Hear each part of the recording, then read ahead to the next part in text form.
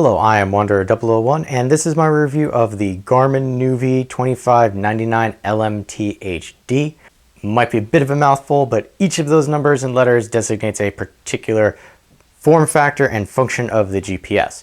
So the LMT is lifetime traffic and maps, and the HD is something special for the 2599 here, meaning that it has HD traffic. That's going to get you a traffic signal every 30 seconds as opposed to the standard that you would have with other models. But we'll get into that a little later.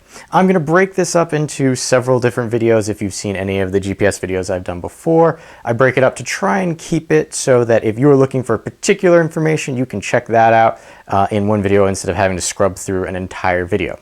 So right now you're looking at the overview of the Garmin Nuvi 2599 LMT. So I'm going to go over the general specifications and, the items that you would be considering purchasing this particular one for. I will be doing a lot of comparison to the Garmin Nuvi 2555 LMT, which is the GPS that I previously had.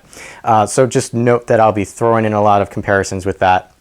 I'll put in an annotation or a card or whatever Google comes up with next, so you can see that older GPS if you want the playlist I created for that.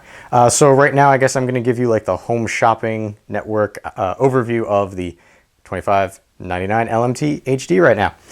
So what you're looking at is a 5.5 inch wide, 3.3 inch high, and has a depth of 0.7. Now that is the device in its entirety. However, the screen is a little smaller, giving you a width of 4.4, a height of 2.5, and that is your visible screen. As you can see, there is this black border around the screen. That's going to give you an indication of how much screen space you actually get. Now, I don't mind the size of the screen myself. It's kind of what I prefer. I don't like a larger screen blocking my view, but for some, they want bigger screens. They do have other models out there with bigger screens, but this is the 5-inch version, and the 5-inch version is the device itself, not actually the screen size. But one of the major differences with this screen from previous models, at least in the 2 to 3 years that I haven't purchased a new GPS, is this is now a capacitive touchscreen. So you can pinch to zoom, which I will show you later on the user interface video, and swipe gestures. Unlike the previous generation where it was more of a touch bit. It didn't have this glass screen similar to your smartphone.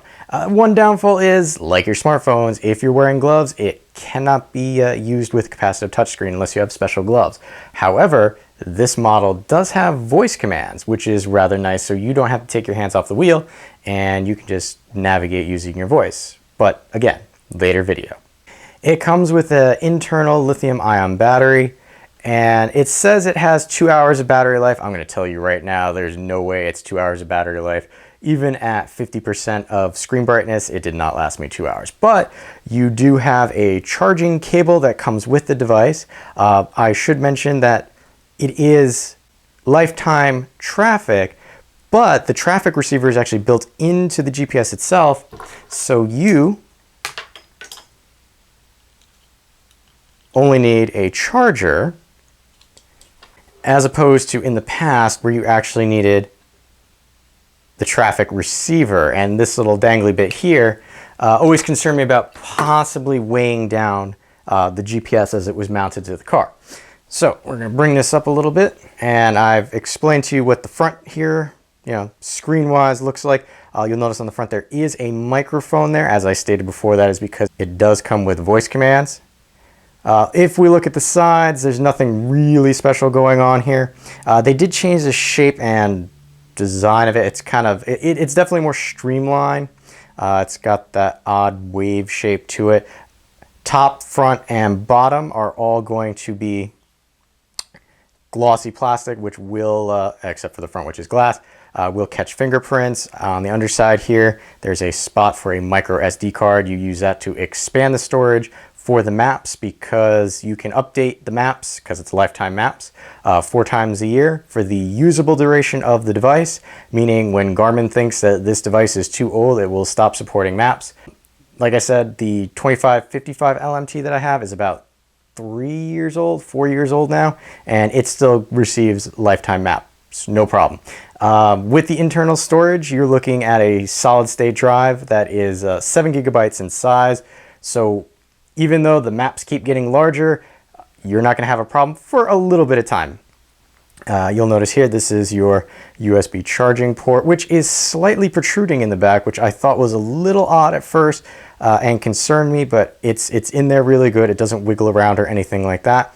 The position of the button has been moved to the back as opposed to in the past where it was a sliver at the top of the device, which was difficult to push. And I've got this big round button on the back, which makes it easier to press. You'll notice the speaker here is also nice and big. Haven't had any problems with it. Sounds really good. The back of it is a matte plastic, which can catch fingerprints a little bit, but it's not like the rubber textured ones that were like on the 2555, where that would just pick up dust and it got all gross and nasty after a while. They also changed the mounting.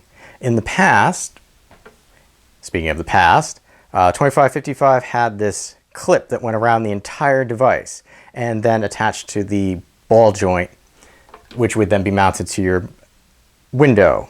This one is very different.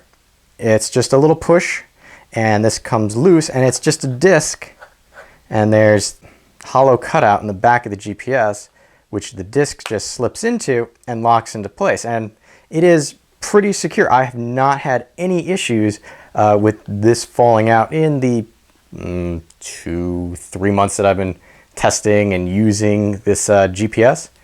So the last bit of the quick little overview of this particular GPS.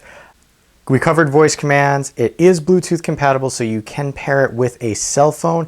It also has a Garmin app that you can download called SmartLink. If you have a smartphone, you can use that. Again, I will break out the Bluetooth and SmartLink into their own little thing, as well as the voice commands, so that if you're using a GPS that does not have those features, you don't look at that particular video.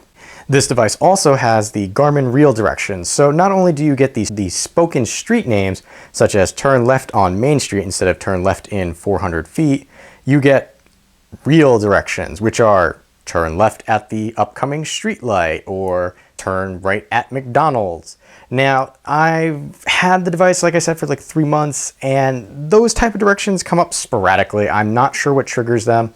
And when they do come up, it's like, okay, it's a nice feature, but not really necessary. It does have Foursquare integration, but I'll get into that in the UI and stuff.